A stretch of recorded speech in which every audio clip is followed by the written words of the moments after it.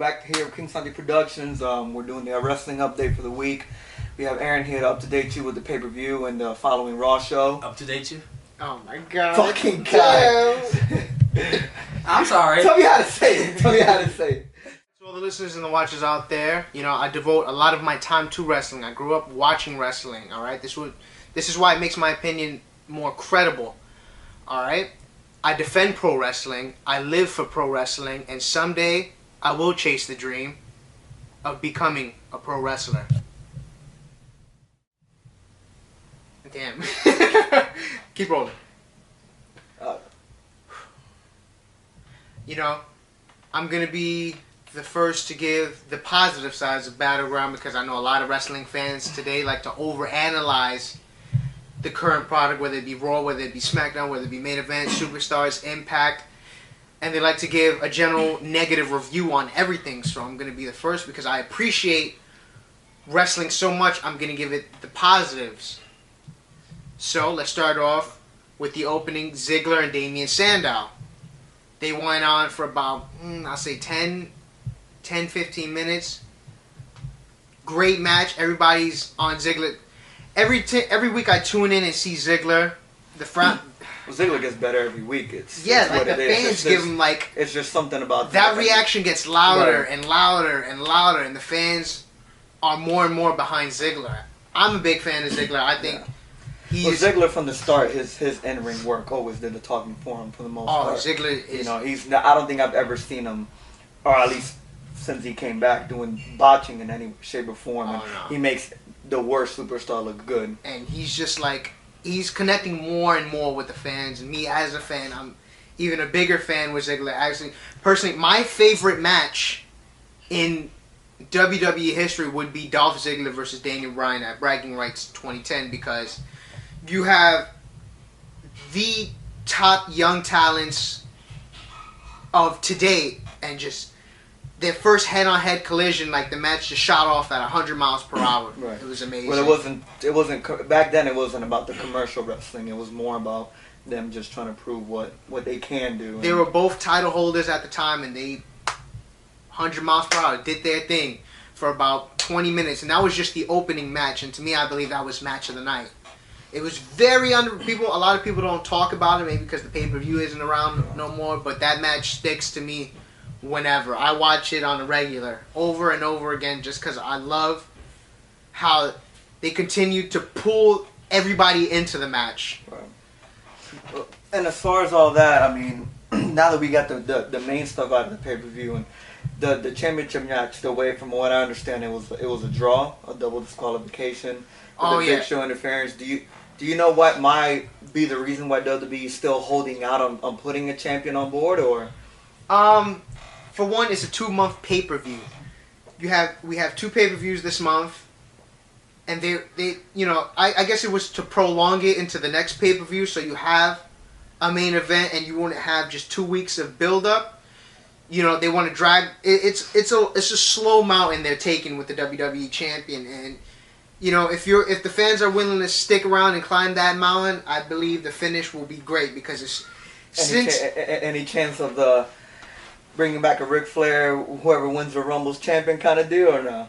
Nah, I don't think so. I think without that law, before we jump over to Royal Rumble and all that, let's just say, you know, it's a giant mountain to climb right now, and you know they're going about this as slowly as possible, which is good because it's gonna make making Daniel Bryan more and more bigger than what he is, and everybody right now on the roster is getting their time in since Cena's hurt and all that, and we don't wish him the worst, but it's good that he needs that time off the television, and I think everybody else on the roster really does too. That is true. So I'm gonna take you right over to Raw, where John Cena was announced as Alberto Del Rio's championship opponent for the World Heavyweight title at Hell in a Cell.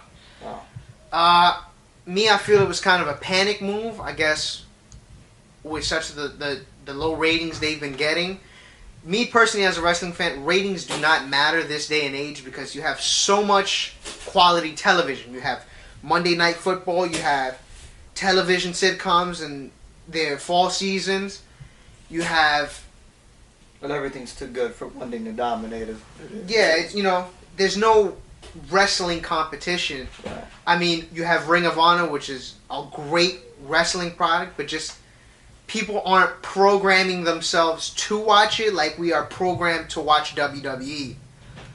Now to jump back into the pay-per-view, mind you, I'm hitting all the positives. The Real Americans versus Santino and the Great Khali. A lot of people complained it was a last-minute match, but the match was really just put together for Antonio Cesaro's big swing spot. And just to show off the strength of Antonio Cesaro, as you've seen on Main Event, he did the big swing on Brodus Clay. Right. That Monday, big swing on Titus O'Neil. Wow. Just the pure dominance of Antonio Cesaro. Top athlete, I give him about 6 months. He's at the top of his game. Big fan of him. Undoubtedly, the match of the night. I mean, such emotion poured in it. The whole crowd, it was like the whole crowd was in the ring. Everybody at that bar, on their feet watching. You had The Shield, might be the top heel tag team, or fraction, however you'd like to call it now, against Cody Rhodes, who I believe who's just been the greatest rising star of today. Cody Rhodes is just amazing. Then you have the return of Goldust, which is, I know you're a fan of Star Wars. He had his face painted like Darth Maul. Am I pronouncing that right? Darth Maul? I mean, it was just all out. You got nothing but intensity from Cody Rhodes. And he just looked happy to be I back mean, in the ring with his brother. He's always wanted to be in the It ring was with a Cody. dream tag team for fans. Every fan got what they wanted right there. And then you had Dusty on the outside enforcing. Past, present, and future. Oh, with his little belt buckle. Exactly. That Rhodes family, amazing. You had the past, the present, the future, which I think, well, Goldust would be considered past now. Yeah. I mean, I've seen some of his indie shows. Goldust is still great, Mm-hmm.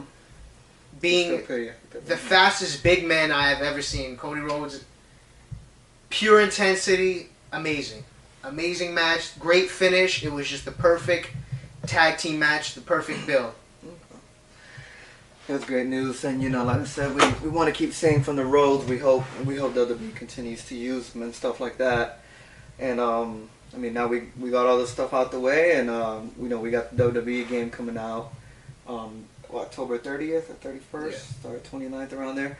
A lot of the characters that are in there were well overdue. Razor Ramon, we got Goldberg back in there, older Brock Lesnar, stuff like that.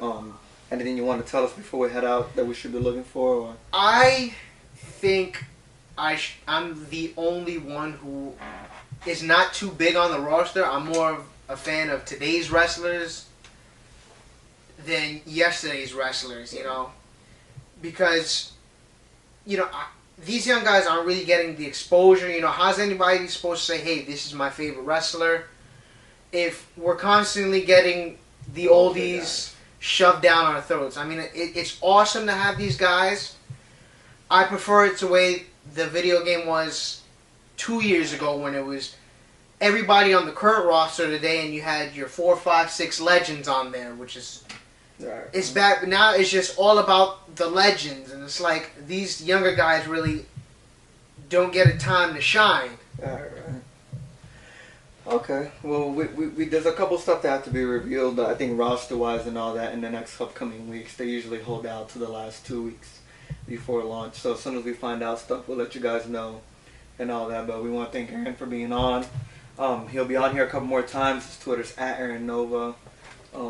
He'll be on here with us pretty often, and if you have any questions, you guys can feel free and hit him up. And if you're all questioning why we didn't get into the main event, I'm going to tell you why. Due to the power outage that the pay-per-view had, where it was out for about 4 or 5 minutes, it kind of distracted everybody from the main event. The main event was a great match. The finish was a little bit off with the Big Show knocking out Randy Orton and Daniel Bryan. Everybody wanted to see a winner. But to look at it this way, it's a 2-month pay-per-view. We still have Hell in the Cell to crown the champion. I think right after there, we're leading into Survivor Series, and I know It's going to be a great show. So please tune in on Monday, tune in on Wednesdays, tune in on Fridays to get your daily dose. Yes, for sure. All right, guys. Thank you guys very much. Fuck Elvis, yo. Your fucking daily shit. What the fuck is this?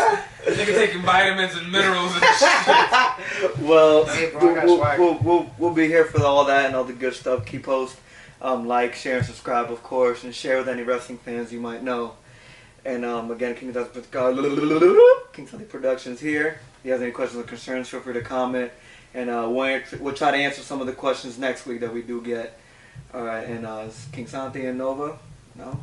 Is it like? Oh, we got. No. We Fuck want my to mention. name. Fuck my name. Cameraman Likes. Elvis. How about like and he subscribe? did It's not really going on good. YouTube? Did really good. Yeah, it's going on YouTube. Like, He did a good subscribe, There you go. follow, add us, Motherfucking everything. everything.